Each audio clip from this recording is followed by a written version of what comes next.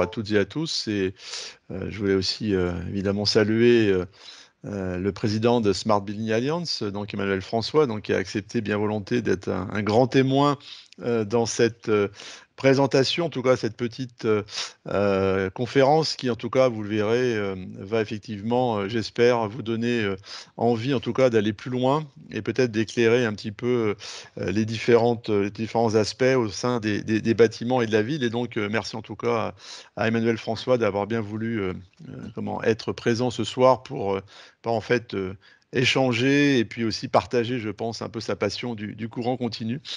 Voilà que nous partageons depuis déjà quelques années. Et donc, merci à Emmanuel. Et en tout cas, merci également au CNAM Bretagne de bien vouloir, en tout cas, me donner l'opportunité de présenter cette thématique qui est une thématique d'avenir et qui aujourd'hui résonne plus particulièrement dans le cadre de la transition énergétique, dans le cadre évidemment des objectifs d'aller vers une neutralité carbone. Tout ceci, on va en parler. Et puis également, donc, je voulais aussi remercier le partenaire AFAS qui me permet aussi, qui me donne toute confiance pour effectivement m'exprimer aujourd'hui et essayer de partager de la manière la plus, je dirais, vulgarisée possible, parce que je sais qu'il n'y a pas forcément voilà, des experts dans le domaine, donc je vais essayer d'être le plus pédagogique possible pour vous présenter cette thématique. Voilà, puis merci aussi à l'équipe donc technique du CNAM Bretagne qui a permis de mettre en place toute cette petite conférence.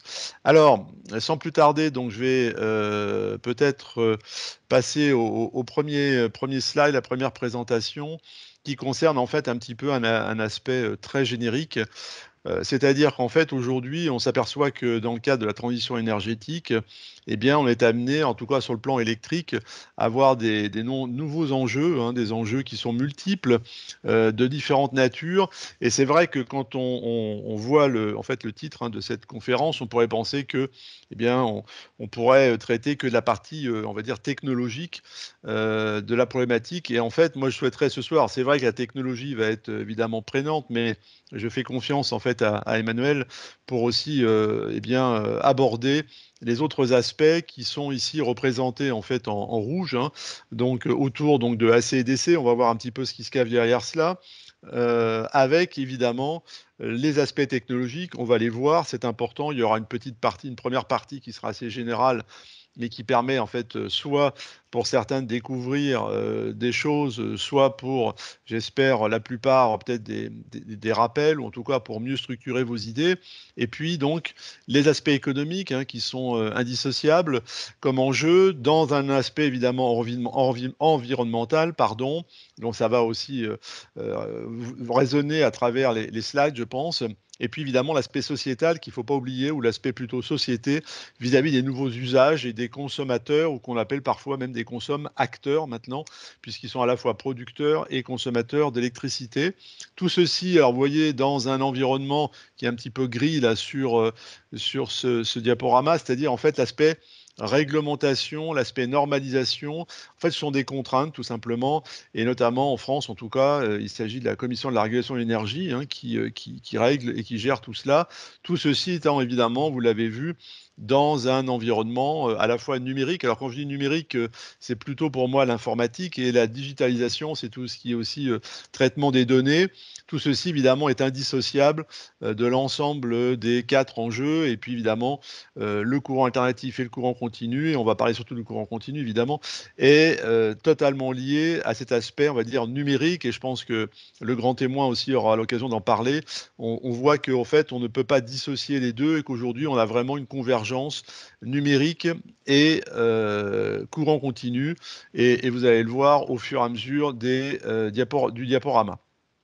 Alors peut-être très rapidement, les fondamentaux électriques, quelques rappels historiques peut-être. Alors, je vais peut-être vous faire sourire, mais quand on parle voilà, de courant alternatif, courant continu, quelle est la différence? Enfin, c'est compliqué, on va pas faire des mathématiques, il n'y en a qu'une, vous voyez, une formule ici, qui est la formule de la puissance. la puissance électrique qui va évidemment être le produit, ce qu'on appelle une tension. Donc la tension, en fait, c'est l'équivalent en fait d'une pression dans un système hydraulique et le courant, l'intensité pardon du courant électrique, eh bien qui a été d'ailleurs mis en place et vraiment André-Marie Ampère, qui est un physicien français célèbre, hein, qui a donné aussi son nom à l'unité ampère, eh bien représente le courant, la variable I, et c'est vrai quand on fait le produit des deux, eh bien on obtient la puissance électrique. Et on voit que cet aspect puissance électrique est très importante dans les dispositifs évidemment de consommation, de production et de distribution. Évidemment l'énergie électrique depuis les centrales jusqu'à nos différents usages.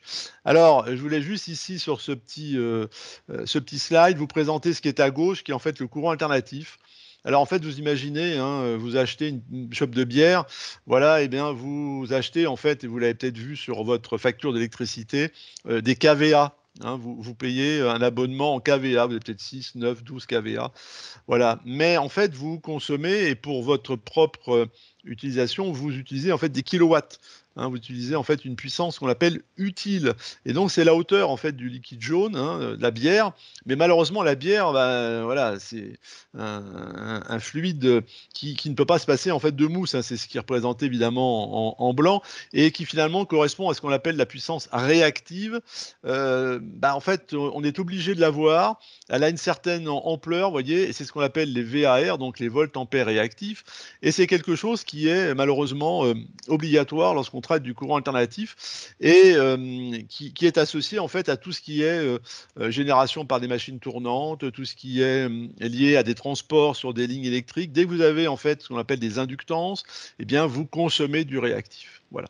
Et ça, bah, c'est quelque chose qui, d'ailleurs, vous le payez. Hein, alors peut-être pas chez vous parce que vous êtes des consommateurs, on dirait qui ne consomment pas du réactif, mais les grands industriels, les grandes entreprises, eh bien consomment beaucoup de réactifs, notamment à cause des moteurs électriques, et donc ont à payer en fait des pénalités aux distributeurs, voire aux transporteurs, hein, RTE pour pas le nommer en France, l'opérateur du réseau de transport, parce que bah, il faut ce qu'on appelle avoir un facteur de puissance, donc il faut minimiser en fait cette composante, on va dire, de mousse, hein, c'est-à-dire en fait cette composante réactive et c'est pas forcément évident, il faut mettre des composants supplémentaires, et donc ça fait des pertes et donc en termes de aujourd'hui on parle d'efficacité énergétique, bah, c'est vrai que cette énergie-là, elle est un petit peu perdue et c'est quand même un petit peu dommage. Et puis par ailleurs, c'est ce qui est marqué en haut, hein, dans le titre, pollution des harmoniques. C'est vrai que si vous regardez la mousse, en fait, si vous regardez ça comme étant, un petit peu un équivalent de niveau de tension, bah, en fait ça voilà, il y a des ondulations et ça fait penser en fait aux pollutions qu'il y a sur un réseau électrique qui est aussi à éviter. Et donc, si vous voyez évidemment le verre de jus d'orange qui est à côté, eh bien, c'est vrai que le courant continu, par définition, en fait, il est continu, ou alors c'est un courant alternatif qui est à fréquence nulle, et il n'y a plus le problème en fait du réactif. Et ça, c'est très important. Donc, on voit on va gagner en fait en efficacité énergétique. En termes de pollution harmonique, bah, en fait, si vous regardez le niveau, hein, du verre, bah, tout est parfaitement rectiligne, contrairement à la mousse, et donc vous n'avez pas non plus de pollution harmonique. Donc vous voyez que il y a beaucoup d'avantages, et puis on les verra au fur et à mesure d'autres aspects, notamment par rapport à l'utilisation évidemment des systèmes de stockage, notamment des batteries.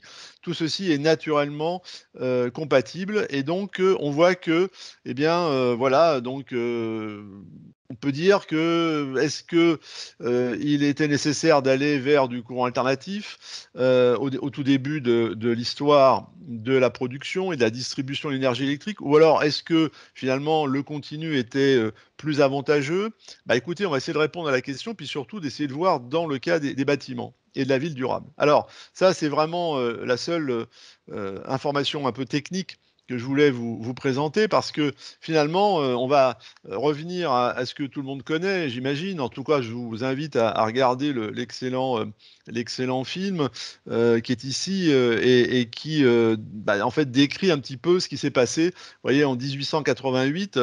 Voilà, et la question à l'époque, entre un certain Tesla, donc que vous voyez en fait à droite, qui est un héros national serbe, avec Westinghouse, eh bien, ont pris je dirais, le parti de défendre le courant alternatif, parce qu'en fait, au niveau des machines électriques, donc c'était très intéressant de pouvoir faire un champ tournant et de générer du courant alternatif, hein, une sinusoïde, voilà. Et puis Edison, que vous voyez en haut à gauche, eh bien, lui était partisan du courant continu. Alors, il a été impliqué, vous le savez, dans la lampe à incandescence, pas immédiatement, mais ensuite.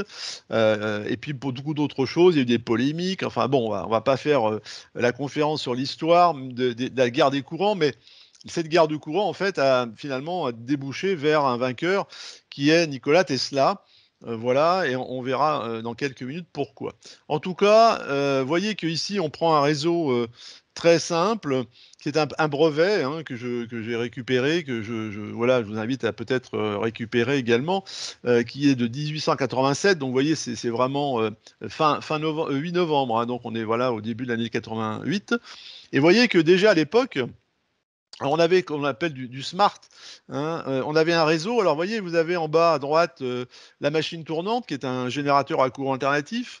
Voilà, parce que Tesla avait aussi vu qu'il était quand même plus facile voilà, de faire un champ tournant avec un générateur à courant alternatif. Et puis, vous avez ici, vous voyez, un petit transformateur.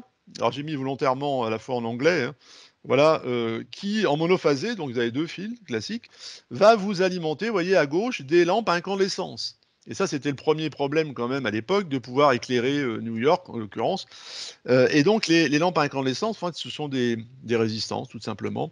Et donc, elles peuvent être alimentées à la fois en alternatif ou en continu. Ce qui compte, c'est en fait l'échauffement du filament pour créer évidemment le halo lumineux.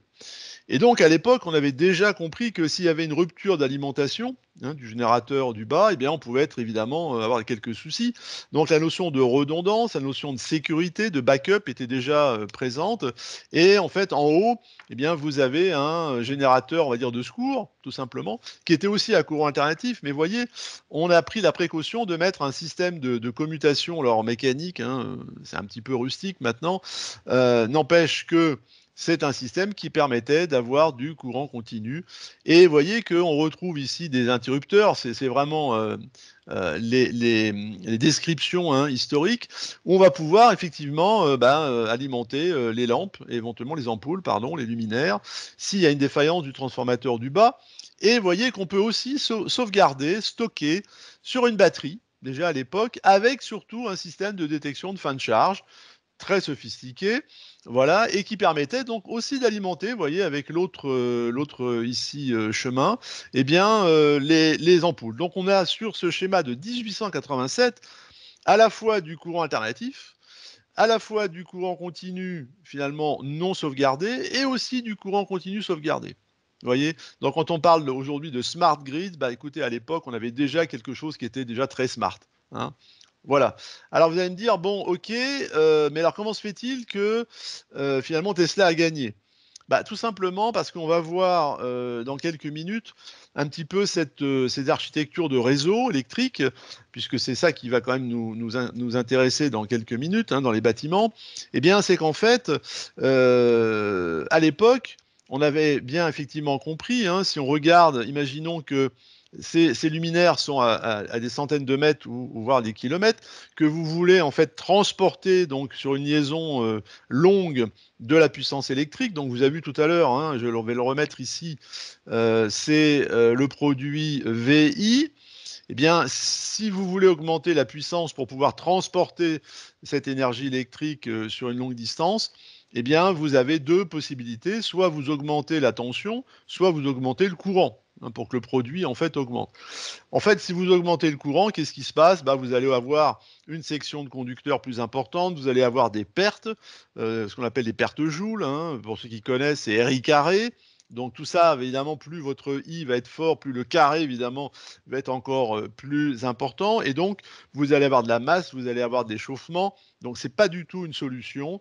Et donc, la solution aujourd'hui encore, elle est évidemment d'augmenter les niveaux de tension pour augmenter le niveau de puissance. Donc, je vous fais effectivement pas de commentaires sur les tensions qui sortent de nos centrales de production électrique, hein, qui sont à 400 000 volts, voire même celle maintenant à 1 000 000 de volts, en Chine, vu les distances et donc on augmente considérablement les tensions, mais évidemment, vous comprenez bien qu'un jour ou l'autre, eh bien, on va devoir réduire cette tension pour pouvoir être compatible avec, les, charges ou les équipements domestiques.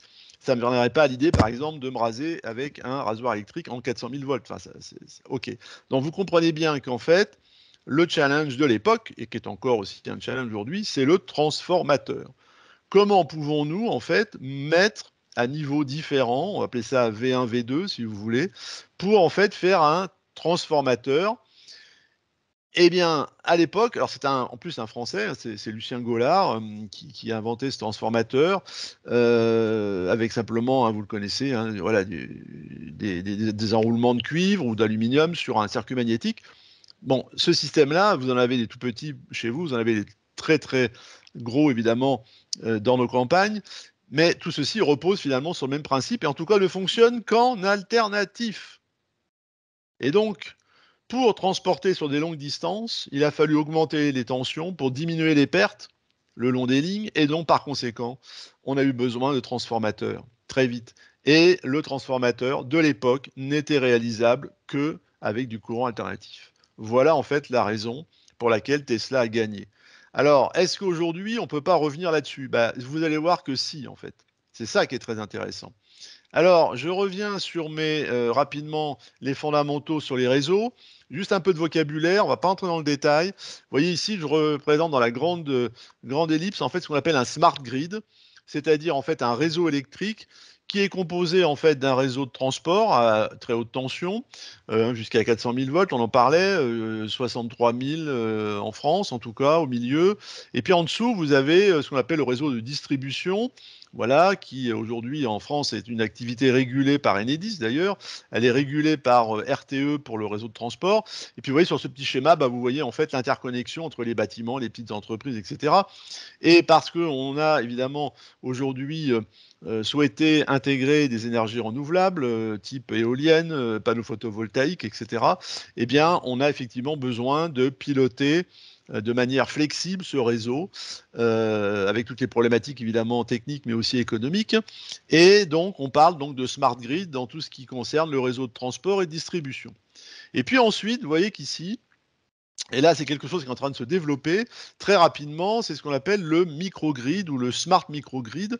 Alors, j'ai mis volontairement dans le slide AC et DC parce que, a priori, on peut faire les deux, on va voir. Mais globalement, eh bien, vous avez trois niveaux hiérarchiques dans les réseaux. Donc, le smart grid qui est en fait le transport et distribution, le fameux T&D ou TED en français, transmission et distribution. Le microgrid, eh ben, on va voir que c'est en fait le réseau qui va interconnecter des bâtiments entre eux. Alors ça peut être des bâtiments résidentiels, des bâtiments commerciaux, des bâtiments industriels, évidemment, donc tertiaires, résidentiels. Et les réseaux dans les bâtiments, eh bien, on appelle ça des nanogrids. Donc, vous voyez, le grid normal, le micro et le nano. Donc, on a trois couches. Et donc, ce soir, on va plutôt regarder en fait ce qui est à la fois micro et nano, bien entendu. Alors, très important, quelque chose, c'est une technologie aujourd'hui qui est mature, mais qui prend de plus en plus d'ampleur, que d'ailleurs n'est pas très connue.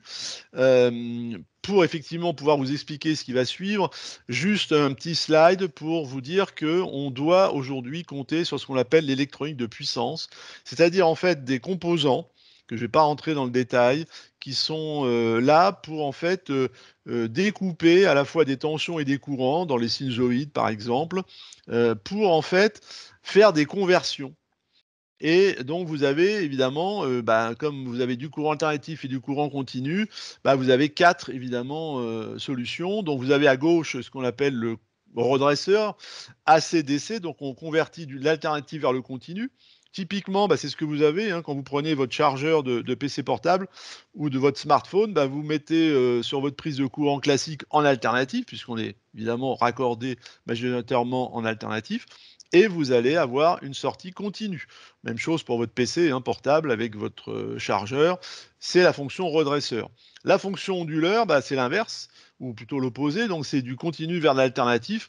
Typiquement, ça va être ce qu'on trouve dans les panneaux photovoltaïques, hein, où vous allez devoir, à partir du continu, faire l'alternatif. Ou si vous êtes, par exemple, avec une batterie, générer du 220 volts à partir d'une batterie. Pourquoi pas? Et puis, vous avez deux autres euh, conversion. Alors celle du ACAC est vraiment très confidentielle. Et puis le HR, le DC-DC, on va voir qu'en fait ça a évolué et vous verrez pourquoi. Et qu'on détient là la solution pour effectivement le transformateur qui manquait en fait à Edison. Alors, vous voyez qu'avec cela, on peut imaginer, par exemple, tout à l'heure, on a vu hein, les microgrids, donc c'est les réseaux de quartiers, on va dire. Alors, MVDC, ça veut dire Medium Voltage DC, donc c'est quelque chose qui va être vers 20 kV, mais en tout cas, c'est quand même suffisamment élevé, mais c'est beaucoup moins que les tensions des réseaux de transport. Et on peut imaginer, vous voyez, d'interconnecter des microgrids, donc des réseaux de quartier, avec eh bien, des transfos que vous voyez ici en rouge, hein, transfo 1, transfo 2, classique en alternatif, mais peut-être insérer des convertisseurs ici pour pouvoir passer par un étage à courant continu. On va voir tout à l'heure pour quelles raisons. Alors, ce fameux problème de transformateur qui finalement en courant continu qui n'existait pas au temps d'Edison. Alors ici, un slide très rapide. Ce que vous avez en haut, c'est ce que vous connaissez bien. Vous avez, alors moi je l'ai réalisé en triphasé, hein, mais bon, on pourrait le faire aussi en monophasé avec deux fils. Ici c'est marqué 3, mais globalement vous avez voilà le principe du transformateur. Vous connaissez bien les enroulements sur un circuit magnétique et ça fonctionne à la fréquence du réseau 50-60 Hz en fonction si vous êtes en Europe, aux États-Unis, Australie en 60, voire au Japon avec 50 et 60 d'ailleurs qui cohabitent dans le même pays. Et puis, donc c'est la basse fréquence. Voilà. Donc vous avez un transfo d'une certaine taille. Et puis tout va bien et c'est ce qui fonctionne depuis 1888. Hein. Voilà. Ce qui est en bas, en fait, c'est la version maintenant moderne du DC-DC. Vous voyez que c'est à gauche on a du DC, à droite on a du DC, ce qui va nous permettre de faire une conversion de niveau de tension des deux côtés. Là, qu'est-ce qu'on fait? On prend l'électronique de puissance. Tout à l'heure, on a vu les fonctions DC vers AC, AC vers DC, et on intègre au milieu un transformateur à courant alternatif, mais de fréquence beaucoup plus élevée. On va pouvoir, en fait, grâce en fait, au fonctionnement des deux convertisseurs, avoir ici un transformateur dit à moyenne ou haute fréquence, donc qui est plusieurs milliers d'hertz. Là, j'ai pris 1 kHz, mais ça peut être jusqu'à 10 000. Et donc, les lois de la physique, les lois électriques vous disent que si on augmente la fréquence de fonctionnement de ces transformateurs, on va réduire considérablement la taille, mais on garde cet isolement hein, entre les deux, entre le primaire et le secondaire, hein, ici entre primaire et secondaire, on va pouvoir avoir en fait une connexion en continu, mais avec un étage alternatif au milieu et avec un transformateur très petit. Aujourd'hui, je peux vous dire qu'en termes de coût, le transformateur du bas, DC-DC, est inférieur, le coût est inférieur au transformateur du haut pour la même puissance. Voilà, donc ça c'est très intéressant, très important. Et évidemment, je réponds à la question que vous allez certainement me poser, mais pourquoi à l'époque on n'avait pas ce transformateur DC-DC? Parce qu'on n'avait pas les composants DC-AC, on n'avait pas les blocs jaunes, n'existaient pas en termes de composants, de semi-conducteurs, et puis surtout au niveau du contrôle commande, c'est-à-dire le numérique, des algorithmes, de l'informatique embarquée, ça n'existait pas évidemment à l'époque d'Edison. Donc on n'était pas capable de faire ce transformateur DC-DC. Et ça, c'est révolutionnaire aujourd'hui pour nos différents équipements. Alors, vous voyez qu'ici, une fois qu'on a dit ça, maintenant ça change tout. C'est-à-dire qu'un réseau électrique, alors on va appeler ça même LVDC, hein, ce qui était noté en haut, ça veut dire Low Voltage DC, donc là on descend, vous l'avez compris, dans les bâtiments ou entre les bâtiments, donc c'est peut-être 380 volts, hein, c'est l'ordre de grandeur. Vous voyez qu'on peut avoir aussi un microgrid, il peut être connecté, et là, connecté au réseau, on le voit en rouge, là, au réseau de distribution, ou alors totalement îloté. Ça peut arriver notamment si vous souhaitez, vous êtes, je sais pas, dans une zone rurale, vous êtes même dans un désert, vous souhaitez éventuellement fonctionner en autonomie complète. Vous pouvez avoir par exemple des panneaux photovoltaïques, donc ça peut être une production en courant continu. Vous pouvez avoir du stockage, une batterie, voire maintenant du stockage hydrogène, pourquoi pas. Et puis, vous voyez, vous pouvez avoir en fait ce qu'on appelle un bus DC, c'est-à-dire en fait une interconnexion entre les différents éléments en continu. Et puis vous êtes raccordé, au réseau principal, par exemple de distribution. Et vous avez majoritairement un bus, donc une alimentation continue.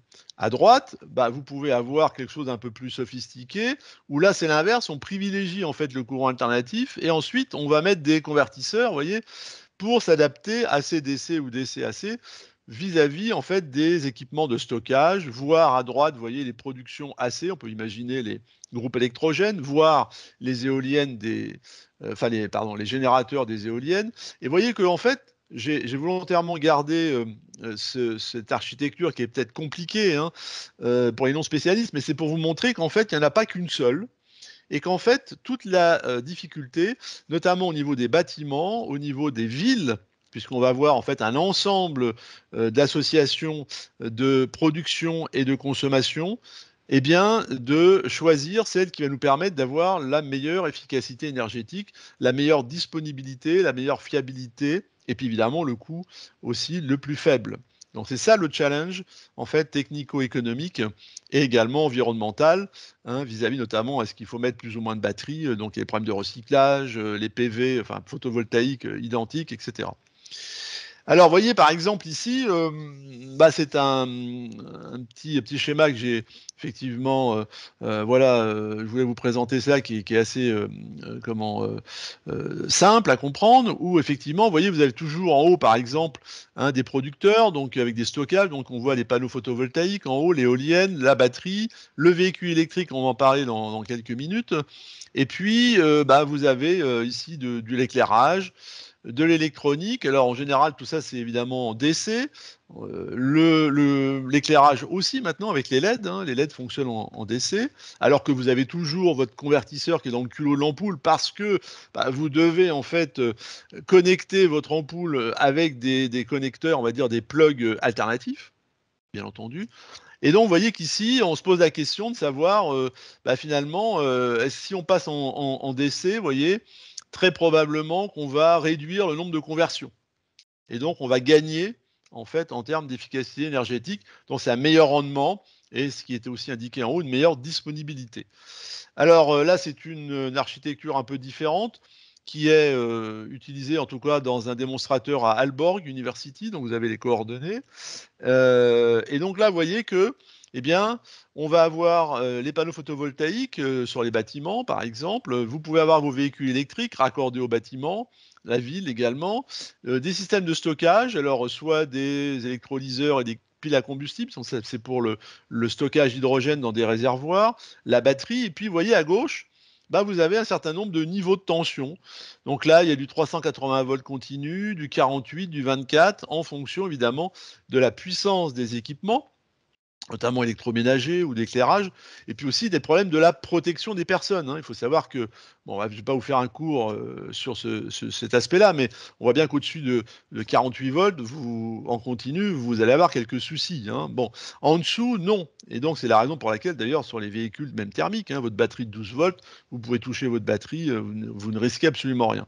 Par contre, au-delà de 48 volts, eh bien, vous risquez vraiment des fibrillations cardiaques, etc. Et donc tout ceci va rentrer en ligne de compte, évidemment, pour pouvoir définir les différents niveaux de tension acceptables dans les bâtiments, si on allait vers du continu.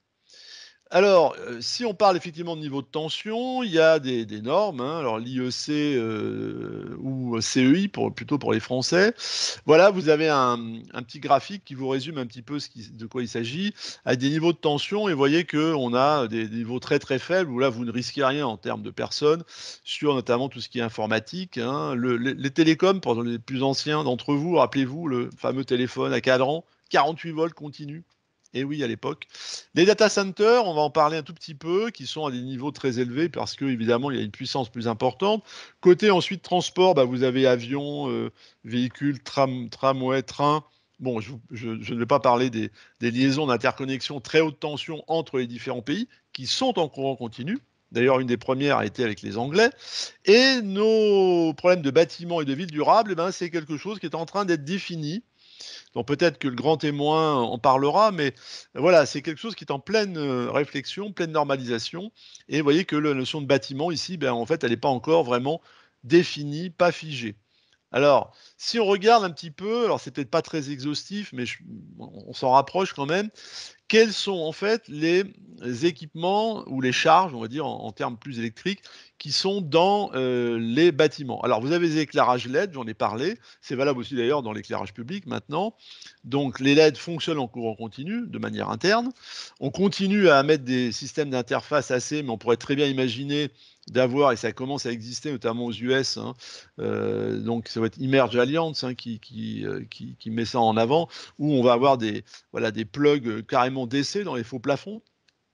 On a évidemment, et ça aussi, peut-être que le grand témoin pourra aussi vous en parler, sur tout ce qui est câblage informatique, ça a commencé par là, parce que c'est des puissances en DC relativement faibles. Donc l'USB-C, certainement vous avez ce type de câble, hein, sur votre PC portable ou votre Mac portable, eh bien vous avez directement à la fois les datas et l'alimentation de votre machine.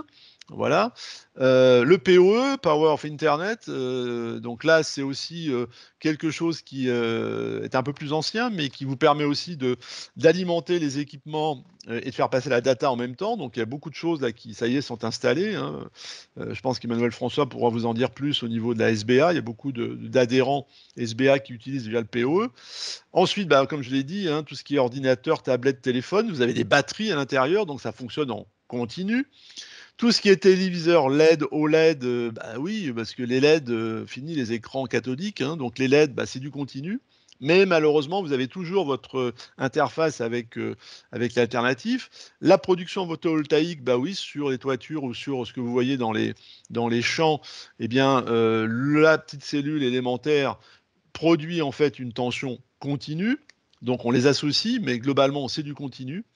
Vous avez tout ce qui est autoconsommation individuelle collective avec du stockage. Donc, dès que vous voulez mettre une batterie et que vous voulez en fait échanger entre certains consommateurs ou acteurs, eh bien, c'est plus simple en fait d'avoir du continu.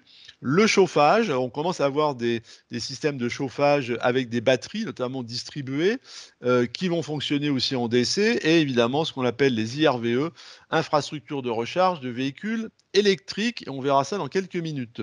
Tout ceci en relation avec l'empreinte environnementale du numérique, quelque chose on va certainement aborder avec le grand témoin et qui est plutôt propre au data center, mais un data center, il est forcément dans une ville, il est forcément dans les bâtiments, dans un bâtiment. Donc on va voir comment est-ce que l'on peut traiter cet aspect-là. Alors, vous voyez ici, on a un exemple. Alors, je ne vais pas rentrer en détail, on n'a pas de temps. Mais vous voyez, bon, une infrastructure même bipolaire, c'est-à-dire que vous avez deux tensions. Il y a une tension plus U et moins U, vous voyez, qui fait 375 volts, hein. Et vous voyez que bah, aux étages, on retrouve avec des convertisseurs DC-DC. Donc, en fait, c'est le fameux transformateur courant continu qui va nous permettre, en fait, de dissocier finalement les équipements, on va dire, de forte puissance qui sont en fait en 375 volts parce qu'ils consomment plus de puissance que l'éclairage, les aspects informatiques qui sont en 48 volts. Et puis évidemment, c'est raccordé en toiture, hein, avec le PV, voire éventuellement des petites éoliennes en toiture, là qui manifestement nécessitent évidemment une conversion alternative continue. Et puis vous voyez que dans les parties communes, en bas, ce qui est en vert, eh ben, on retrouve les véhicules électriques qui vont aussi amener de l'énergie par leur batterie, et on verra ce que c'est, ça s'appelle du véhicule to grid. Vous avez les batteries, voire les ascenseurs, enfin en tout cas, tout ceci aussi peut fonctionner en DC et à des très fortes puissances. Si on avait un data center, bah évidemment, il serait également dans cet aspect-là, dans l'aspect verdâtre.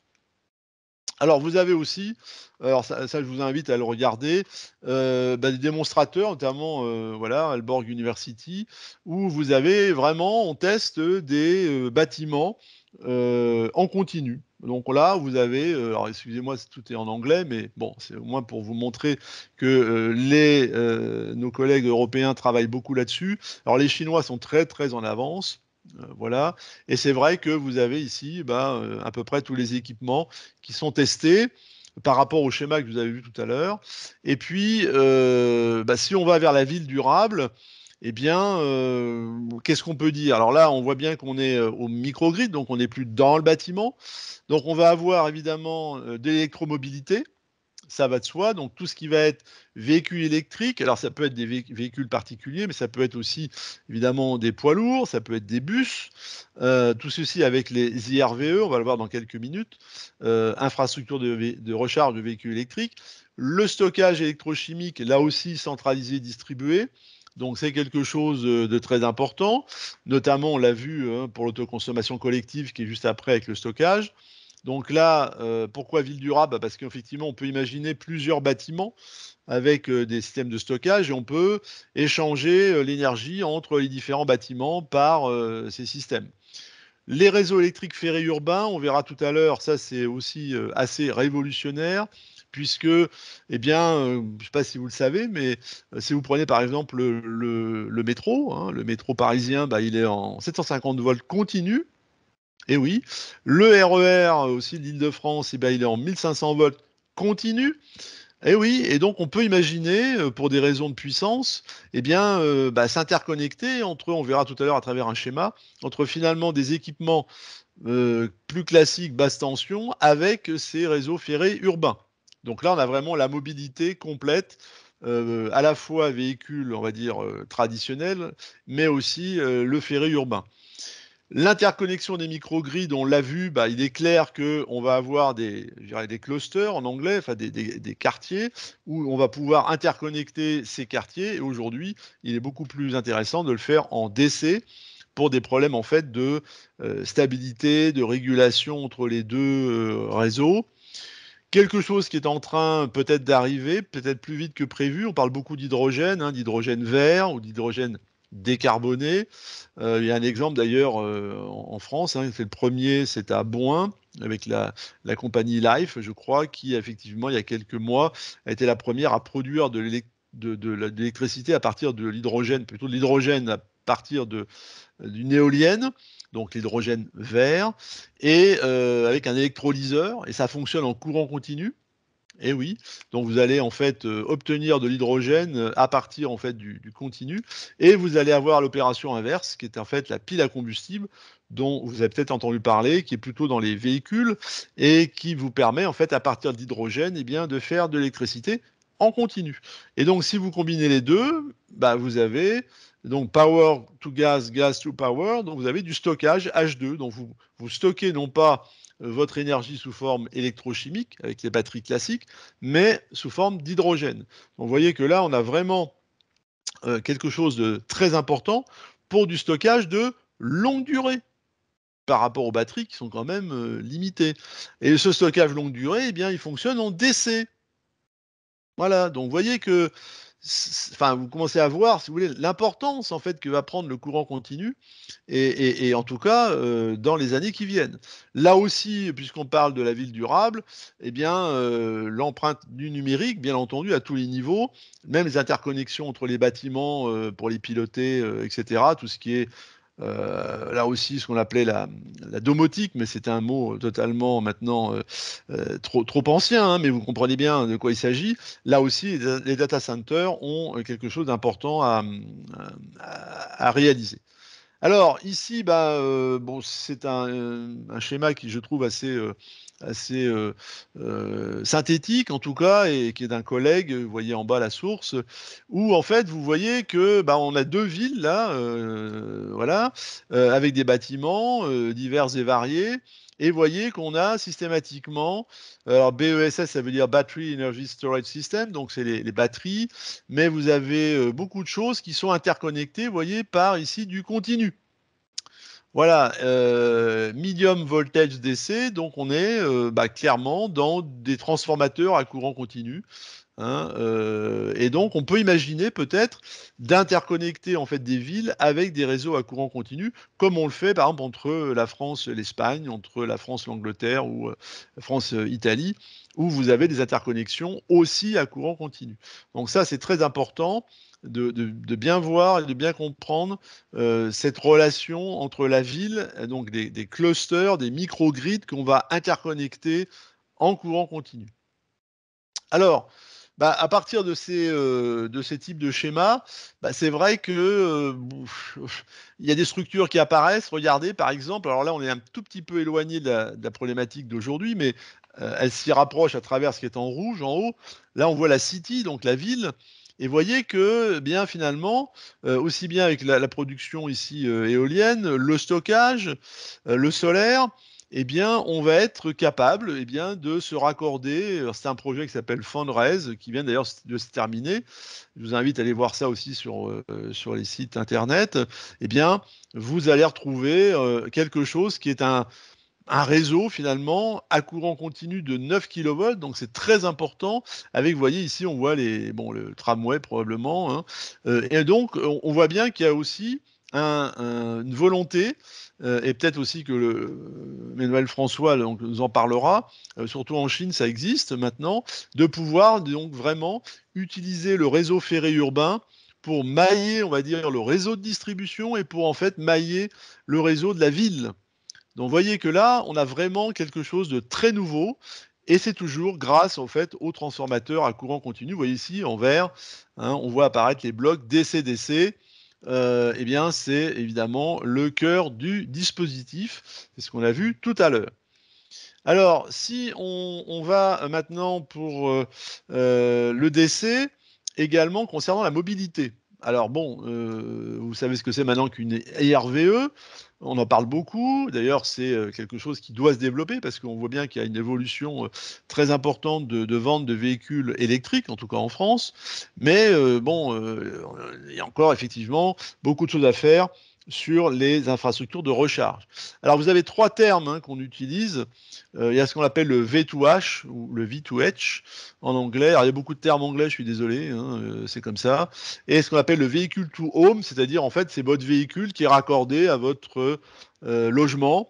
Voilà, donc bon, a priori, là on peut être en alternatif. Bon, en général, c'est pas vraiment nécessaire de passer en continu. Et d'ailleurs, les temps de charge sont relativement faibles. Si vous êtes en véhicule to building, alors là, c'est un peu différent puisqu'on voit bien que c'est plutôt le parking, on va dire, en copropriété ou quelque chose qui est lié en fait à des parkings de grands opérateurs de distribution, de supermarchés par exemple, d'hypermarchés, où là, on va pouvoir eh bien, avoir en fait plusieurs véhicules sur le réseau d'alimentation du bâtiment ou des bâtiments, des grands bâtiments. Mais finalement, ce qui est aujourd'hui intéressant et surtout ce qu'on veut voir apparaître, notamment avec le courant continu, eh bien, c'est ce qu'on appelle le véhicule to grid, smart charging, donc ça veut dire en fait une recharge intelligente, si je peux m'exprimer ainsi. Et le véhicule to grid, en fait, c'est très intéressant parce que c'est à la fois être capable de prendre l'énergie sur le réseau et charger son véhicule, mais c'est aussi lorsque le véhicule est suffisamment chargé de dire, eh bien, je prends par exemple 20% de ma charge et je la mets à disposition du réseau pour soutenir le réseau. Donc pour fournir de l'énergie au réseau, par exemple en période de pointe, par exemple pour lisser sur un ensemble de fonctionnement dans la journée, voire pour avoir éventuellement des tarifs plus intéressants pour vous, hein, en disant bah, moi je vais plutôt charger la nuit dans une période qui m'intéresse, donc l'aspect économique rentre en ligne de compte. Et ce véhicule to grid, en fait, ça veut dire que vous avez un système qui est bidirectionnel, c'est-à-dire que vous pouvez à la fois eh bien, charger ou décharger votre véhicule sur le réseau. Et ça se fait en continu. Et oui.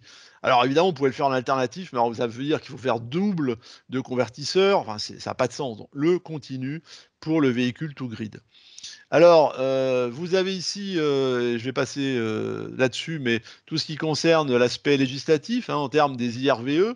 Et donc là, vous verrez un petit peu de quoi il s'agit. Alors, bon, vous avez globalement un certain nombre de normes maintenant qui existent pour les véhicules électriques. Il y a le mode 1, mode 2, mode 3, mode 4. Voilà, là, je pense c'est assez clair et c'est en fait un document qui résulte des fédérations professionnelles hein, d'électricité. Ce qui est intéressant, regardez, c'est ça. C'est-à-dire qu'en fait, oui, vous pouvez utiliser du courant alternatif pour charger votre véhicule, mais, si vous souhaitez, et ça c'est un nouvel usage, réduire considérablement le temps de charge, ou alors, pour le même temps, augmenter l'autonomie, c'est ce qu'on voit ici en bas, hein, eh bien, il vous faut du continu. Alors ça s'appelle le mode 4 et là, bah, écoutez, on est au-delà des 50 kilowatts et c'est quelque chose qui aujourd'hui, se développe très rapidement parce que quand vous achetez un véhicule électrique, bon, on sait très bien que le consommateur va souhaiter évidemment, recharger le plus vite possible son véhicule en quelques minutes, 15 minutes, hein, en tout cas pour être en concurrence avec les stations-service classiques. Mais aussi ça peut être de dire: «Bah, voilà, OK, j'accepte de charger pendant 1 heure, mais je vais avoir une autonomie beaucoup plus grande» et donc le DC est la solution qui est associée à cette recharge rapide en continu, plus, hein, ce qu'on vient de dire sur, la bidirectionnalité pour, charge-décharge. Donc, si vous reprenez, cet aspect-là, vous trouverez des bornes de recharge ultra rapide, ce qu'on appelle de l'ultra fast charging, c'est du continu. Alors là, j'en ai cité 2, mais il y en a d'autres, hein. Bon, vous connaissez tous évidemment, les Tesla et donc le supercharger, voilà, qui, aujourd'hui est supérieur à 50 kilowatts et plus, donc c'est du DC depuis déjà très longtemps et ça a augmenté en puissance. Et puis, bah, par exemple, là, très récemment, c'est à peu près il y a 1 an, je crois, même un peu moins, on a une technologie qui s'appelle, alors bon, c'est le terme commercial, hein, Terra 360. Ça veut dire 360 kilowatts en DC. Et là, en 15 minutes, vous avez chargé votre véhicule, même moins, je crois. Donc ça, c'est une technologie d'un constructeur, vous connaissez bien, ABB, mais c'est quelque chose qui est aujourd'hui en pleine croissance et des réseaux donc de bornes de recharge en continu, bah, c'est quelque chose qui va être évidemment extrêmement important dans les villes. Évidemment dans les bâtiments, puisque là, vous allez vraiment minimiser le temps de charge. Donc vous pouvez aussi noter que le courant continu avec le véhicule électrique, alors c'est déjà dans le véhicule électrique, vous savez très bien qu'il y a du continu parce qu'il y a des batteries, c'est évident et en plus, pour aller vite, et bien, il vous faut charge-décharge en continu. Donc là, il y a pas, je dirais, même à discuter et vous comprenez bien que ça va être extrêmement utile de vous raccorder avec le réseau ferré de tout à l'heure, qui est en DC, pour avoir des fortes puissances. Alors, puis on a presque terminé l'exposé là, on peut parler aussi des data centers parce que data centers, ils sont dans les villes, hein, voire même, c'est les bâtiments entiers. Alors est-ce qu'ils sont en AC ou en DC? Alors, il y a eu des polémiques, hein, il y a eu beaucoup de rapports, il y a encore quelques années où, non, non, l'AC est meilleur que le DC et cetera. Bon, alors on va pas faire non plus de technique et il faudrait des heures pour, développer tout cela. Mais aujourd'hui, hein, je crois dans la région parisienne, vous avez un serveur, enfin un data center en DC et il est clair qu'on a beaucoup d'avantages à utiliser le DC en termes de, de stockage, en termes de, efficacité énergétique, de pollution harmonique, et cetera. Donc ça, c'est quelque chose qui est en devenir également, d'utiliser, les technologies d'essai modulaires, hein, en fait. Alors je ne peux pas vous décrire tout ça, c'est très technique, mais on voit bien que notamment, c'est les grands constructeurs de data centers, le DC dans les data centers est très, très, regardé et donc vu les puissances qui sont en jeu, c'est très important d'avoir ce type d'approche. Alors il y a aussi, si on va plus loin, et notamment vers l'empreinte environnementale du numérique en France, hein, ça c'est valable aussi pour, tout ce qui est bâtiment, et naturellement, ville durable puisque, je pense là aussi qu'Emmanuel François vous en parlera en termes de digitalisation, hein, dans les bâtiments et cetera. Bah, quel va être l'impact en fait au niveau environnemental? Est-ce qu'il vaut mieux du DC ou de l'AC? Alors si vous regardez, il y a une loi qui est récente, hein, qui date du 15 novembre 2021, qui vise à réduire l'empreinte environnementale du numérique en France. Alors je vous invite à regarder. Donc là, c'est un petit peu les premiers articles qui d'ailleurs sensibilisent, je dirais, les citoyens et notamment même les élèves à cette notion. Mais surtout, si vous prenez, j'ai voulu vraiment faire un petit focus là-dessus, sur les, data centers dont on parlait précédemment, ça représente quand même 14 de l'empreinte carbone du numérique en France, hein. Donc c'est une source du Sénat. Je vous invite aussi à aller voir les rapports. Donc ça veut dire qu'en fait, on a bien et là, je vous laisse, en prendre connaissance, hein, sur les slides, on vous dit qu'il faut effectivement réduire, bien la consommation électrique des data centers. C'est clair. Donc là aussi, ça veut dire quoi? Ça veut dire, eh bien, optimiser la partie efficacité énergétique. Ça veut dire aussi, n'oubliez pas qu'un data center, ça chauffe. Donc, il faut aussi tout ce qui est refroidissement. Donc là aussi, le DC a beaucoup d'intérêt hein, dans les systèmes de refroidissement. Donc c'est vraiment quelque chose qui n'est pas directement dans le bâtiment et dans les villes, mais qui est indirectement arrive à travers le numérique qui est de plus en plus important dans les villes. Donc finalement, est-ce que, et c'était le titre un peu de la présentation que vous aviez, c'est est-ce que finalement on va vers une deuxième guerre des courants? Ben non, non. Hein, effectivement, en 1888, c'était l'un ou l'autre. Donc on avait AC ou DC. Bon, finalement, c'est Tesla qui a gagné, mais globalement, on n'avait pas d'autres moyens technologiques et on a été vers de l'AC. Ce qui veut qu'aujourd'hui, 80% hein, des installations électriques sont en courant alternatif. C'est en train de changer et donc ce que vous devez retenir, c'est que dans le futur, eh bien, on aura une cohabitation des deux systèmes. C'est-à-dire qu'on aura de l'AC, on ne va pas détruire évidemment les infrastructures existantes, mais on va aller vers beaucoup plus de DC grâce en fait à cette électronique de puissance et grâce en fait aux charges hein, de l'éclairage, de l'informatique, voilà, et véhicules évidemment mobilité qui sont de manière, on va dire native, plutôt en continu. Voilà. Et donc c'est ça que je voulais vous dire. On va vraiment vers l'AC et le DC. Alors maintenant, un dernier slide, peut-être précision. Quels sont les enjeux en fait techniques ou technologiques majeurs? C'est vrai que quand on parle de ces réseaux électriques, peut-être par exemple vous aurez chez vous peut-être un réseau classique, hein, 220 volts avec votre prise de courant classique, mais aussi peut-être un second réseau à courant continu chez vous, peut-être 24 volts, 48 volts, là aussi, je pense que Manuel François pourra peut-être vous en parler. Mais en tout cas, on a des problèmes de stabilité, c'est-à-dire qu'il faut évidemment que tout ça, en fonction des charges et des décharges, en fonction de la production, de la consommation, eh bien, on puisse avoir, comme pour le courant alternatif, eh bien, quelque chose de stable, ce qui n'est pas forcément évident. Hein, donc ça, je vous le dis. Donc il y a beaucoup d'études là-dessus. Les protections, alors on n'en parle pas assez, mais voilà, les protections aujourd'hui, vous savez très bien chez vous, en tout cas dans un bâtiment, vous avez la norme NFC 1500 qui régit évidemment les protections avec votre tableau électrique, vos disjoncteurs, hein, votre disjoncteur différentiel notamment, votre disjoncteur 16 ampères, 32 ampères. Tout ça, ça fonctionne en alternatif.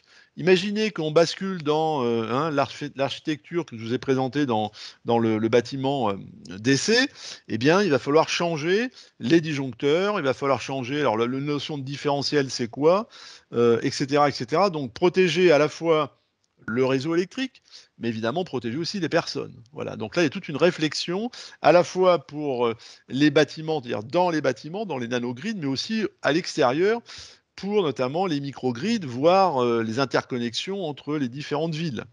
Et puis tout ceci, évidemment, sur l'aspect digitalisation, c'est-à-dire que il y a le numérique. Qui dit numérique dit en fait interaction, communication pour piloter en fait tous ces convertisseurs et ce réseau. Et là, évidemment, apparaît naturellement les problèmes de cybersécurité.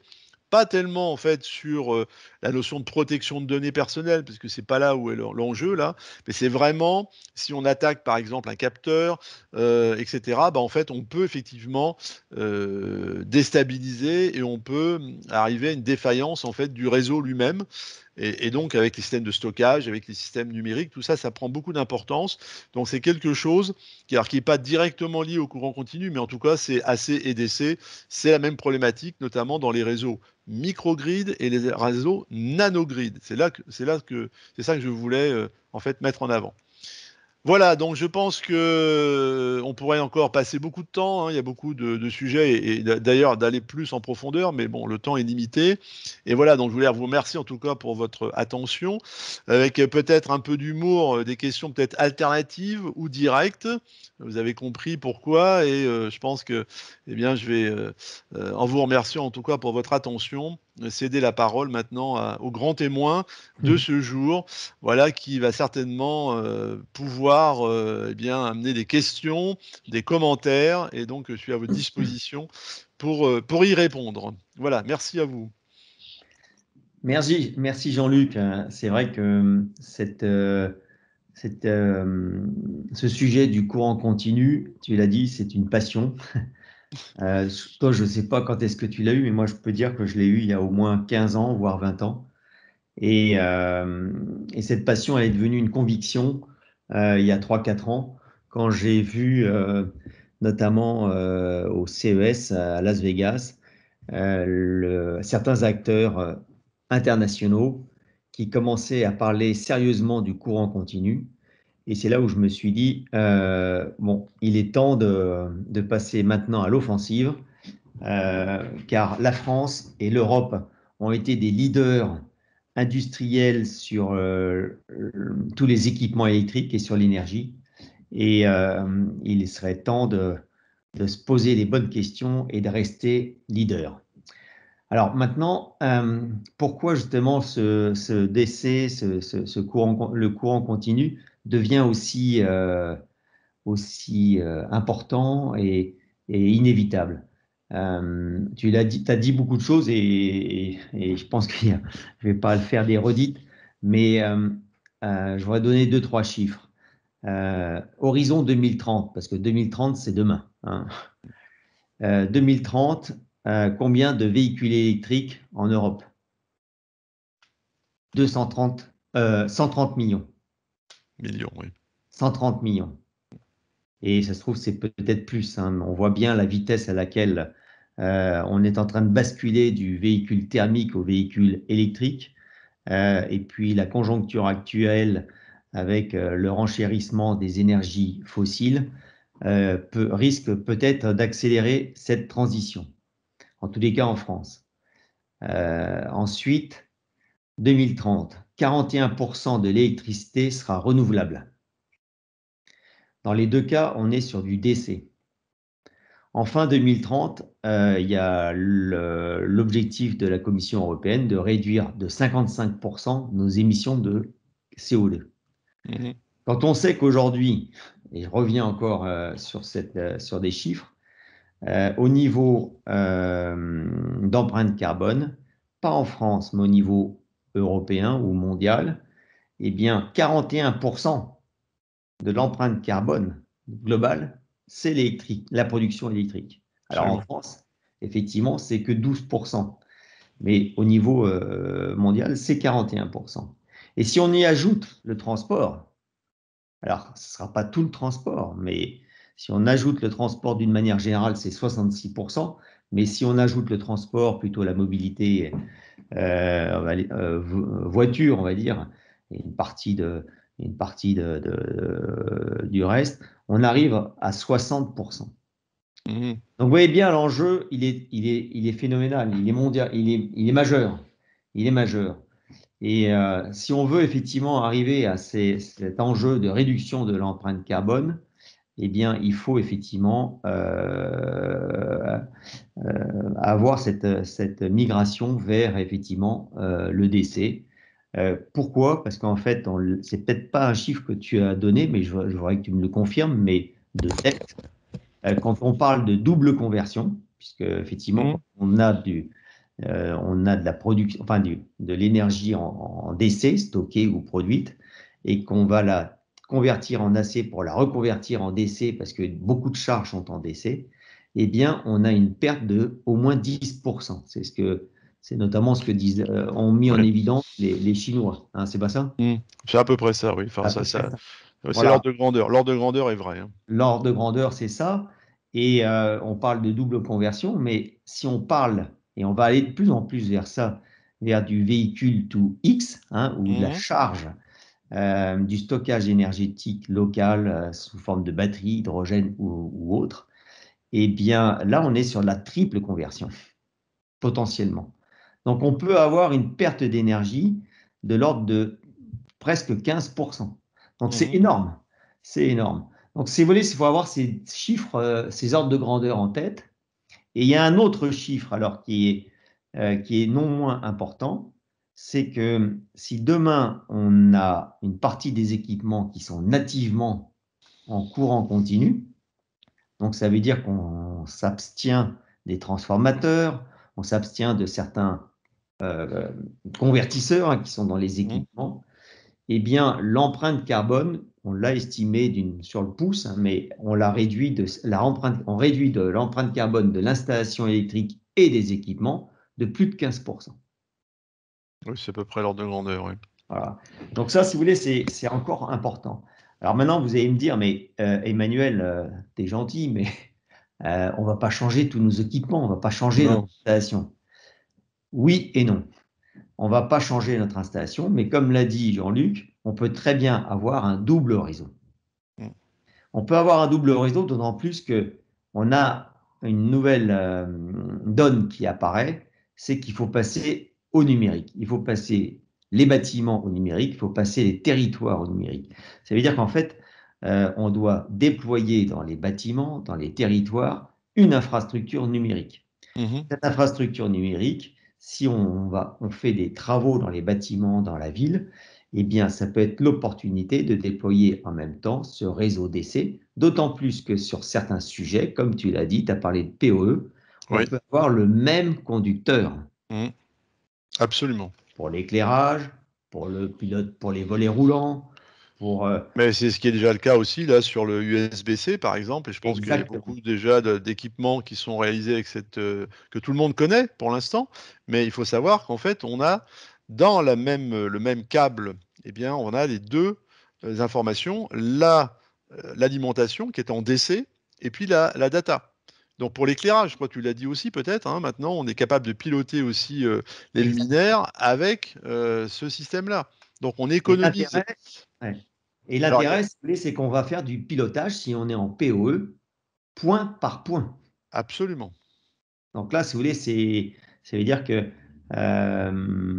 c'est beaucoup plus simple. C'est un pilotage qui est numérique. Alors maintenant, je reviens à cette problématique de changer tous les équipements. Regardez autour de vous, quelle est la durée de vie de vos équipements et d'une manière générale, ceux que vous aimez bien, vous les changez tous les combien? Le téléphone portable, tous les 2, 3 ans. Votre ordinateur, tous les 3 ans. L'éclairage, alors maintenant LED c'est un peu plus, mais avant c'est les ampoules ça durait quoi? Mais on va dire l'éclairage c'est de toute façon c'est tous les 7 ans à peu près. Euh, L'électroménager, Mhm. c'est quoi? C'est tous les 10 à 15 ans, mais plutôt tous les 10 ans on voit bien avec l'obsolescence programmée. Donc on voit bien qu'en fait si demain on décidait au niveau de la planète de passer partiellement au courant continu, on pourrait très bien imaginer que dans 15 ans, eh bien, nos équipements, une partie de nos équipements, seraient alimentés nativement en DC. Mhm.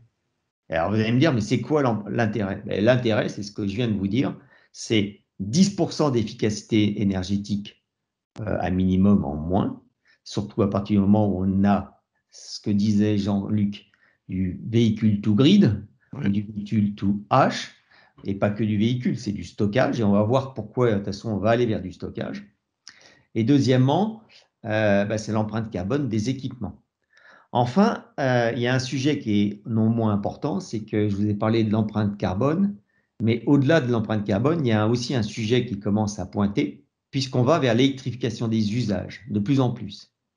Eh bien, on arrive, c'est prévu, enfin c'est plutôt écrit, en 2050, on aurait atteint à peu près les réserves de cuivre, où on aurait à peu près plus que 10% de réserves. Donc ça veut dire que à ce rythme-là, on a un vrai problème.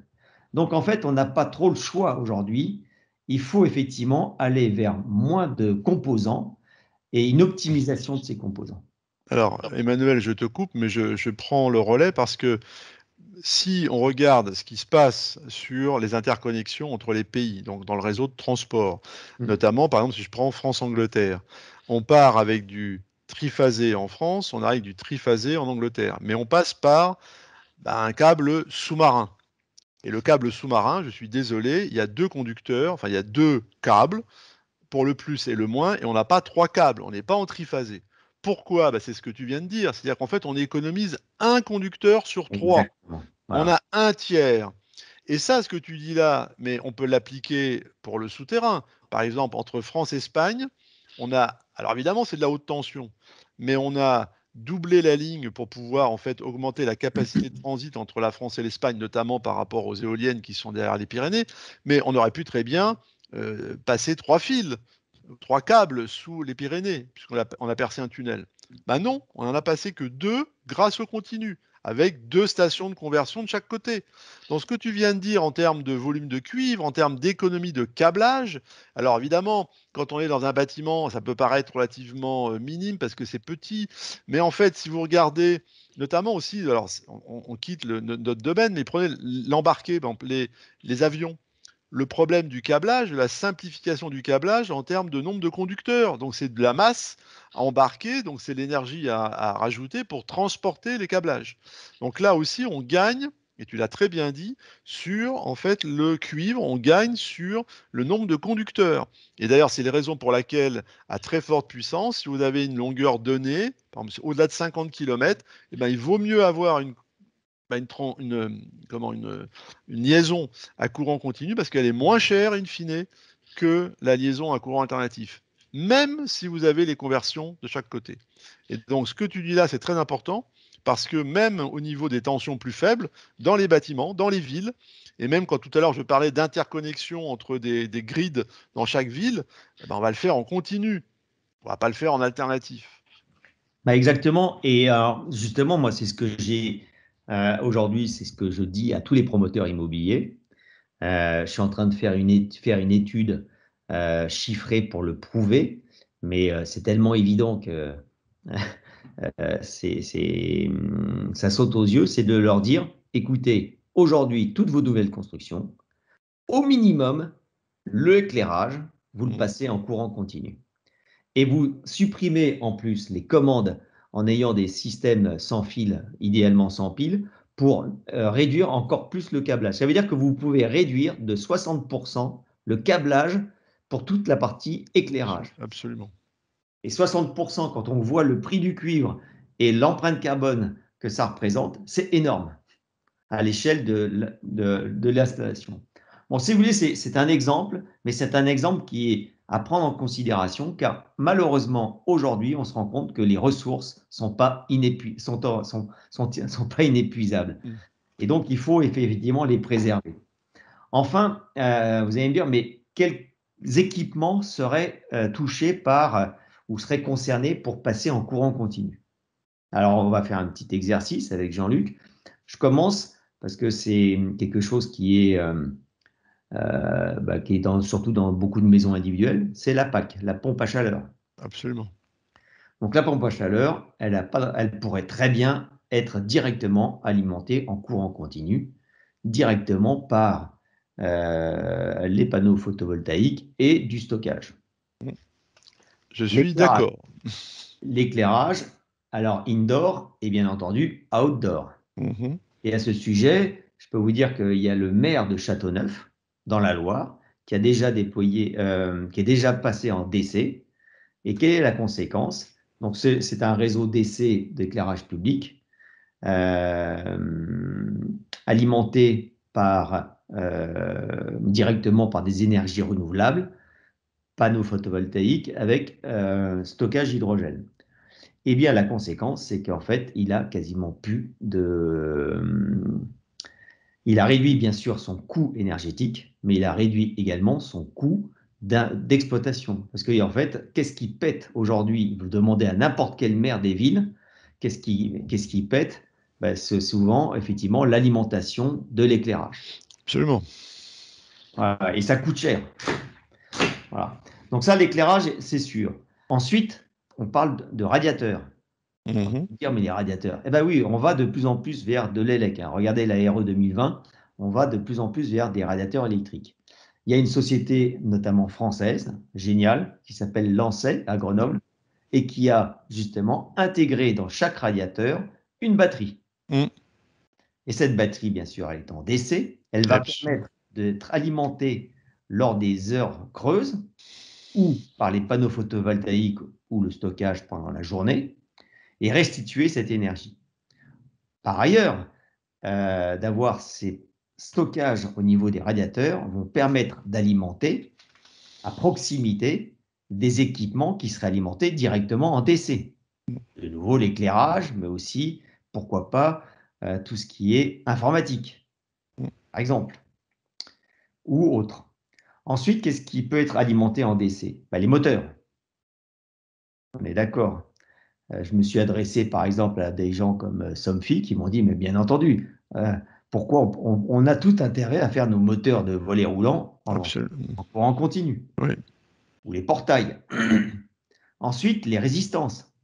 C'est toi, Jean-Luc, qui me l'a dit d'ailleurs. C'est que on peut très bien avoir, enfin, ça sera la même consommation en DC ou en AC. Ah, c'est sûr que si vous faites cuire quelque chose dans votre four électrique, dès aujourd'hui, ce n'est qu'une vulgaire résistance. Et c'est ce que je vous avais proposé tout à l'heure sur le slide de 1887, où les ampoules incandescentes de l'époque fonctionnent à la fois en continu ou en alternatif. On peut imaginer d'avoir du chauffage électrique pour la cuisson qui soit fait en continu. Pourquoi en alternative? Pas parce qu'évidemment c'est plus pratique, mais ça change pratiquement rien. Donc là, tu as raison, Emmanuel, on peut très bien faire cuire et avoir des outils de cuisson en continu. Peut-être même qu'on aura, puisqu'on parle de ça, je sais pas, une cafetière en continu, ça pose pas de problème, hein. Aucun problème. Et la bouilloire d'ailleurs, je suis désolé, mais la bouilloire, on peut la faire passer en DC. Exactement. Et donc, c'est pas du tout utopique ce qu'on vous dit. On est dans le concret. Bien entendu, il y a tout ce qui est informatique, audio, vidéo. Alors là, c'est non seulement on va y gagner en termes d'efficacité énergétique, et puis surtout, on va réduire en encombrement et on va réduire également aussi en obsolescence. Hein, Alors c'est je voudrais, voilà. l'obsolescence programmée. Alors Emmanuel, je voudrais aussi juste rebondir sur ce que tu dis, parce que je crois que j'ai vu dans le chat là, les émissions aussi, alors pas de CO2, mais aussi ce qu'on appelle la compatibilité électromagnétique. C'est-à-dire que quand vous avez des systèmes qui fonctionnent en alternatif, etc., vous avez un rayonnement électromagnétique autour de vous. Quand vous êtes en DC, il n'y en a quasiment plus. De la même manière, quand vous mettez aussi, vous faites, et ça, je sais pas, vous prenez votre CPL, hein, votre coupleur en ligne chez vous pour faire passer du réseau de data sur votre réseau électrique. Aujourd'hui, bah, on voit bien que malheureusement, on mélange à la fois des fréquences liées à des informations numériques et puis à la puissance. Si on est en DC, c'est beaucoup plus facile, il y a beaucoup moins d'interactions, il y a une fiabilité qui est plus importante et donc la composante électromagnétique, elle n'est pas du tout la même et la pollution harmonique des réseaux, et ça c'est très important, plus on va avoir d'équipements connectés, plus on aura des pollutions, elles vont diminuer avec le continu. Alors, je crois qu'il y a des questions là. Un second réseau en DC, quelle économie de cuivre faisons-nous? Comment concrètement réaliser la transition sans changer tous les équipements? Voilà. Alors ça, je pense peut-être qu'Emmanuel, tu peux peut-être répondre là. On a C'est déjà un ce petit que je peu vous dit, disais, hein. c'est que, Voilà. si on est dans le neuf, bah, c'est simple, on va avoir deux réseaux, hein, Mhm. d'emblée, mais le réseau AC sera assez limité puisque ce sera des prises, entre autres. Mhm. Et tout le reste, bah, ce sera du DC ou du PoE, enfin c'est DC et ou PoE. Si on est en rénovation, bah, de toute façon, c'est ce que je vous disais, c'est que de toute façon, on va aller vers un deuxième réseau électrique bah, pour alimenter bah, l'éclairage. Mais si vous voulez, euh, l'éclairage ou d'autres équipements, alors vous allez me dire, c'est rajouter du cuivre. Oui, potentiellement, c'est rajouter peut-être un peu de cuivre. Mais là, ce cuivre que vous allez rajouter, vous l'économisez par l'absence de convertisseur. Absolument. Alors c'est un peu ce que je crois, il y a une question là sur la somme de deux sources AC par rapport à deux sources DC. En fait, ça c'est un petit peu réducteur. C'est-à-dire qu'on est aujourd'hui, en tout cas, en train de regarder vraiment du multisource AC avec du multisource DC, hein. Donc ça, c'est aujourd'hui en train d'être traité pour effectivement essayer de connaître le gain Voilà, mais en tout cas, on aura toujours, et comme je vous l'ai dit, de l'AC et du DC. Alors après, la section de câble en DC est moins qu'en AC pour passer le même courant. Absolument. Donc là, ça c'est un aspect plus technique, mais vous avez raison. C'est-à-dire, alors on peut soit dire ce que vous dites, c'est-à-dire que on peut pour une même section faire passer le même courant, ou on peut dire si on garde une section de cuivre équivalent en AC, on va pouvoir faire passer plus de puissance. Bon, ça peut être aussi un intérêt. Alors, la question, là, effectivement, sur la conversion DC-DC n'entraîne pas une pollution EMC. Alors oui, vous avez raison sur le principe, mais en fait, on a en fait un système. En fait, bon, j'ai eu l'occasion de voir des prototypes de ce type de transformateur. En fait, on a une encapsulation avec en fait une cage de Faraday, hein. Voilà, et donc c'est pas vraiment un problème. Alors Après, apparaît, je crois qu'Emmanuel, il y a une question ah, là assez moi, je longue. voulais continuer peut-être déjà sur la liste à l'après-vert, parce que j'ai Oui. pas fini. Donc, on a parlé de l'informatique, de l'audio-vidéo. Bien sûr, dans la maison, bah, c'est le chauffe-eau. Mhm. Et là, le chauffe-eau en DC, il y a déjà la réunion un industriel qui fait directement des chauffe-eau nativement en DC. Pour vous Mhm. dire, bah, il y gagne, on y gagne. Surtout, c'est des chauffe-eau qui sont alimentés par du PV. Et on voit bien que c'est beaucoup plus économique et durable d'être en PV plutôt qu'en solaire. Et puis, bien entendu, et il faut savoir que le chauffe-eau, ça représente sur un logement 30% de la consommation énergétique. Et maintenant, il y a la recharge du véhicule qui va arriver. Absolument. Mhm. Et elle-même, elle représente l'équivalent d'un chauffe-eau. C'est à peu Mhm. près 30%. Donc, vous voyez, ces deux éléments-là, rien que ces deux éléments-là vont permettre d'aller vers du DC, hein, justifie, à partir du moment où on a du stockage et de la production locale. Et puis surtout, il faut que tu dises clairement, et je l'ai dit et je le répète, c'est aussi pour soutenir le réseau électrique. C'est-à-dire qu'on va de plus en plus avoir des besoins énergétiques importants avec l'électrique, puisqu'on va vers du moins de fossiles. Donc Exact. forcément, l'autonomie du réseau, en fait, la stimulation ou disons, les perturbations sur le réseau vont être de plus en plus importantes. Donc il est très important qu'on puisse faire appel à ces batteries pour pouvoir lisser la charge et pour pouvoir en fait soutenir le réseau.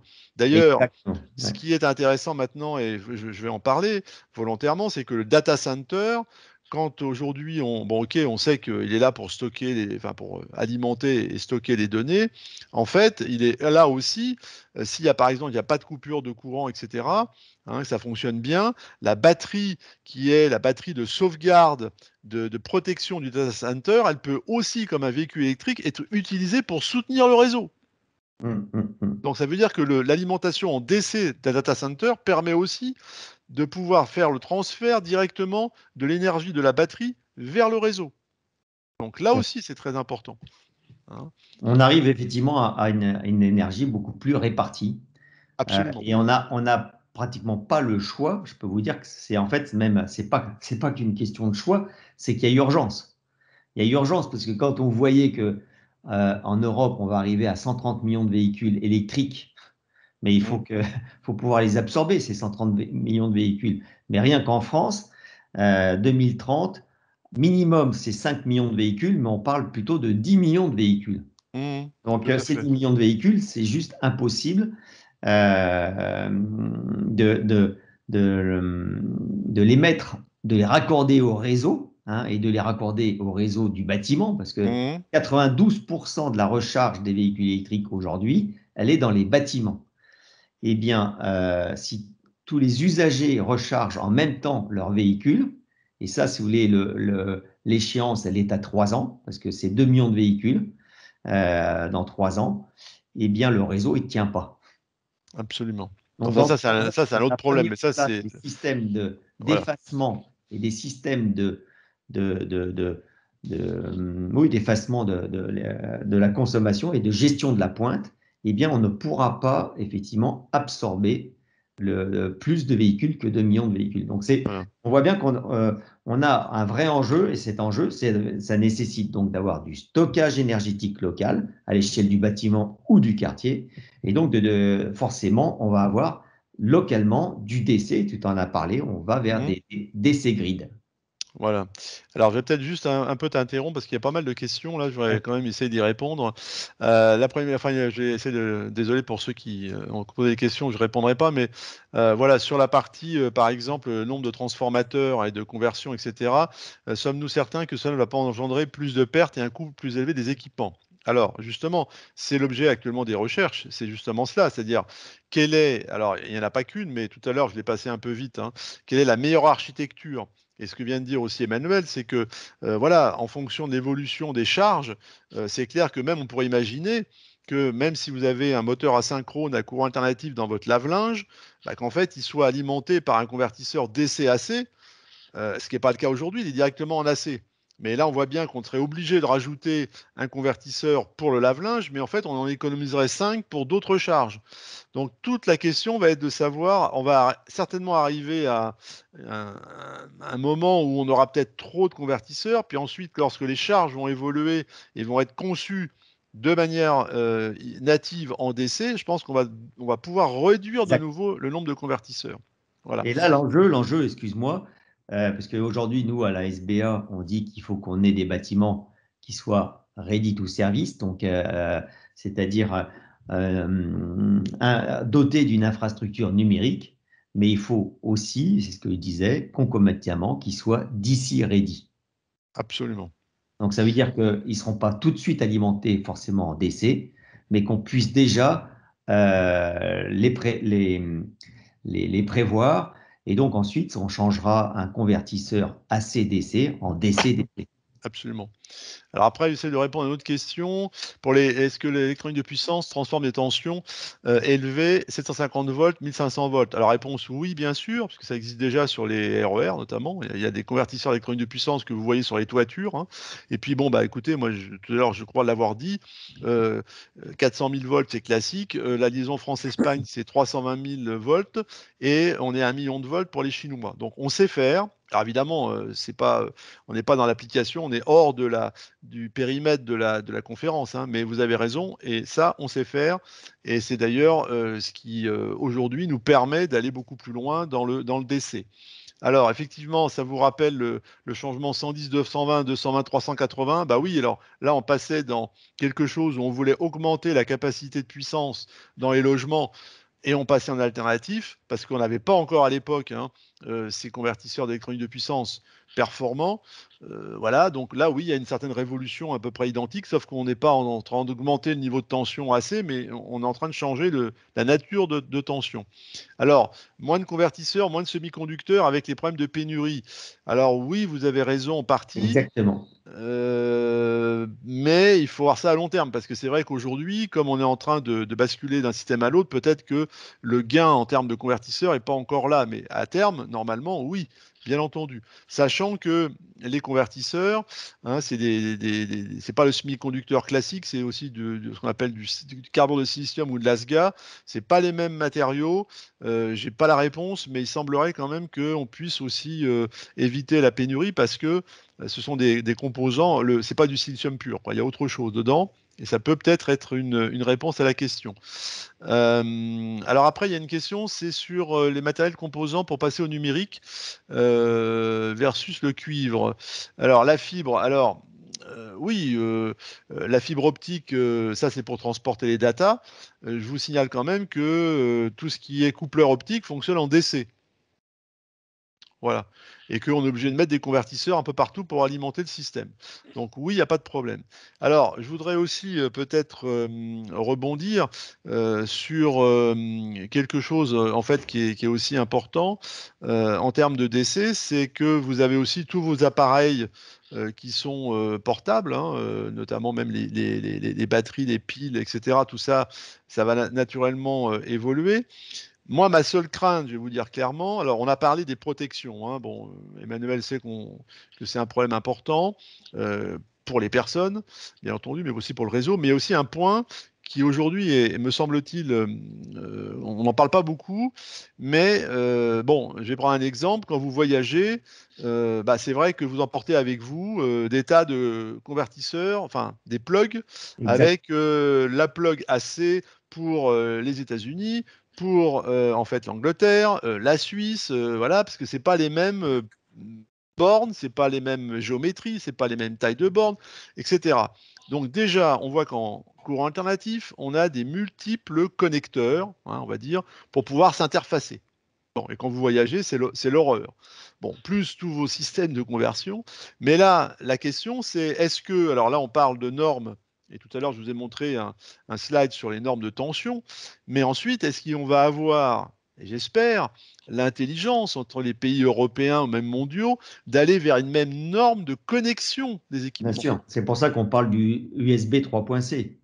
Eh oui, parce que sinon, ça veut dire votre cafetière, enfin je vais prendre la cafetière, mais vous l'emmenez avec vous, etc. Vous êtes incapable de l'utiliser ailleurs, il va falloir encore mettre des plugs, etc. Vous voyez? Donc ça, c'est peut-être un frein, c'est cette notion de normalisation des connecteurs, la connectique, hein. Alors, il y a une question là sur les moteurs fonctionnent avec un convertisseur AC/DC DCAC. On aura d'un onduleur pour convertir DCAC. Bah oui, oui, ça c'est possible, mais ça dépend aussi des types de moteurs, hein. Voilà, donc je vais répondre une question un petit peu une réponse de Normand. Ça dépend des équipements. Voilà, alors c'est sûr que plus on va augmenter le nombre de composants, vous allez me dire, plus il y a un risque de fiabilité, enfin, que la fiabilité baisse. Oui, mais ça aussi, ça se calcule, hein, donc faut regarder. Voilà. Mais je pense que après, ce qui est imparable, c'est les valeurs que donne Emmanuel en termes de millions d'équipements, etc., etc. Donc je pense que on a aussi, alors ça c'est une question, alors, c'est aussi très important, hein, mais là on rentre plus dans la technique. Mais par exemple, tout à l'heure on parlait de protection du réseau. Bon, on a avec Emmanuel des groupes de travail qui réfléchissent là-dessus, et il y a déjà des solutions technologiques pour les protections en courant continu. C'est pas simplement un disjoncteur. Le disjoncteur, en fait, il est intelligent. C'est-à-dire qu'on va pouvoir le piloter à distance en numérique, alors pas fibre optique ou par liaison cuivre, mais surtout on est capable de savoir quel est le défaut, à quelle heure, où, etc. et de le réarmer à distance. Donc dans les entreprises, c'est fondamental. Et même voir chez soi, dans son logement, ça va être fondamental. Donc on a une capacité là, de protection intelligente du réseau à courant continu. Voilà. Alors, est-ce que vous avez d'autres, parce que je vois que le temps passe là, est-ce que vous avez d'autres questions? Ah, Emmanuel, on t'entend pas avec ton micro. Le temps passe et donc ce que je voulais vous dire, c'est que on a parlé du courant continu, mais en fait, ce que je voudrais vous montrer, c'est qu'en fait, ça va bien au-delà. Ça va bien au-delà et en fait, c'est une nouvelle, c'est une évolution de des réseaux qui est à penser. Donc, c'est le réseau électrique, mais c'est également les réseaux d'eau, parce que ce qu'on vient de dire pour l'énergie, c'est exactement valable pour l'eau. Et on va aller vers un double réseau d'eau. Ça, je peux vous le parier, et beaucoup plus rapidement qu'on ne le pense, parce que pareil, d'ici 2030, c'est ce qu'a annoncé le GIEC, le monde entier, toutes les villes seront atteintes de stress hydrique, Mhm. y compris Paris, y compris Londres, du fait effectivement du réchauffement climatique. Ce qui veut dire qu'il faut stocker l'eau localement, la retraiter localement, exactement le même modèle que pour l'énergie. Donc vous voyez qu'en fait, on est en train d'assister à une vraie révolution, et moi c'est ce que j'appelle la troisième révolution urbaine, avec beaucoup plus de local. Et si vous voulez, il y a un intérêt dans tout ça, c'est qu'on va vers plus de sobriété, plus de sécurité, plus de résilience, c'est plus économique, et puis il y a un enjeu aussi, et qui n'est pas moindre, c'est plus de social ou plus de lien social. Pourquoi? Parce qu'effectivement, si on a plus de local, de la production énergique locale, de la production et du stockage d'eau locale, eh bien en fait, les fonctions vitales qui sont aujourd'hui centralisées et qu'on ne voit pas, on va les voir à côté de chez nous. On va récréer le puits artésien qui crée du lien social. Et pareil pour l'énergie. Et ça, je pense que c'est aussi majeur. Vous voyez, donc en fait, c'est une vraie évolution. Et moi, je pense que quelque part, c'est enthousiasmant et et je pense qu'il ne faut plus perdre de temps parce que vu les enjeux économiques, environnementaux, sociaux, eh bien, je pense que c'est l'enjeu de la prochaine décennie. Tout à fait. Bah, écoute, merci, merci Manuel, en tout cas, pour cette conclusion qui va au-delà du décès. Voilà. Mais je pense que c'est important de dire que on a quand même des atouts, hein, en France. Et je pense que tout ce qui est autoconsommation, hein, c'est-à-dire d'être vraiment ce que tu disais en local, en autoconsommation collective, de pouvoir acheter, vendre cette énergie à son voisin, de pouvoir le faire aussi dans un périmètre plus étendu de 20 km avec notamment l'aspect rural. Parce qu'en fait, et je pense que tu l'as pas dit, il faut le dire, c'est qu'aujourd'hui, on va vers un rapprochement des points de production, des points de Exactement. consommation. Voilà. Et ça, c'est fondamental. Et c'est valable aussi pour l'eau, d'ailleurs, hein. Exactement. Voilà. Donc ça veut dire qu'on a vraiment un écosystème énergie électrique qui se remet en place. Et il faut savoir que en fait, au 19e siècle, là, quand on parlait de la guerre des courants, il y avait déjà cette notion de production locale et de consommation locale. Sauf qu'à l'époque, on n'avait pas les moyens ni numériques, ni des trucs de puissance pour gérer tous ces transits de puissance. Ça n'existait pas. Et donc, c'est pour ça que progressivement, on a été vers un réseau centralisé qu'on connaît bien, voilà. Et on est en train de revenir finalement à une décentralisation de la distribution électrique. Ça, il Ah, faut tout le à fait. dire aussi.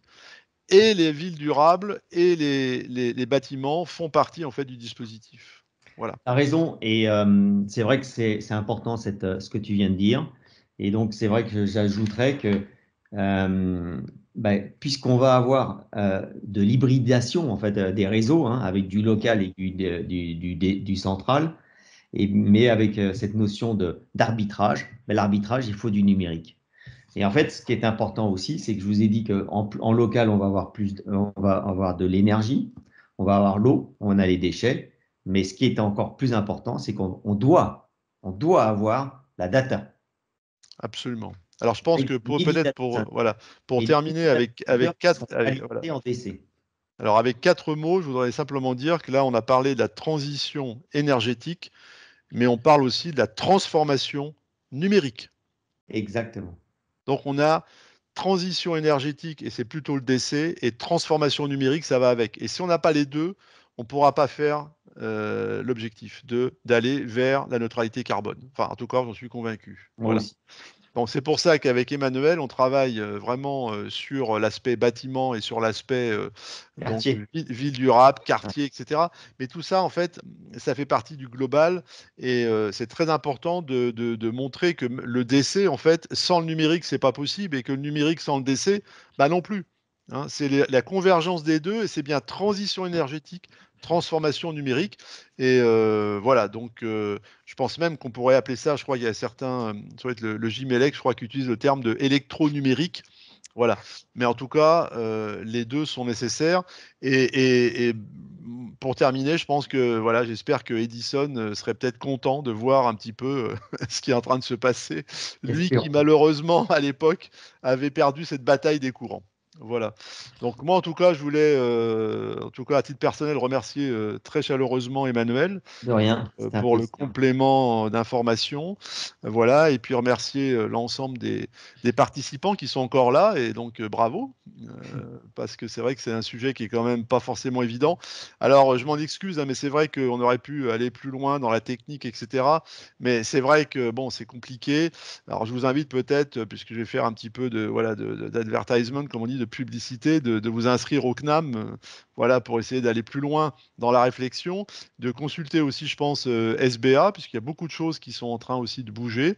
Voilà. Et puis, ben, je voulais aussi remercier monsieur Organisateur. l'organisateur, voilà, Clément Mathieu, qui est toujours là pour, voilà, pour piloter cette conférence.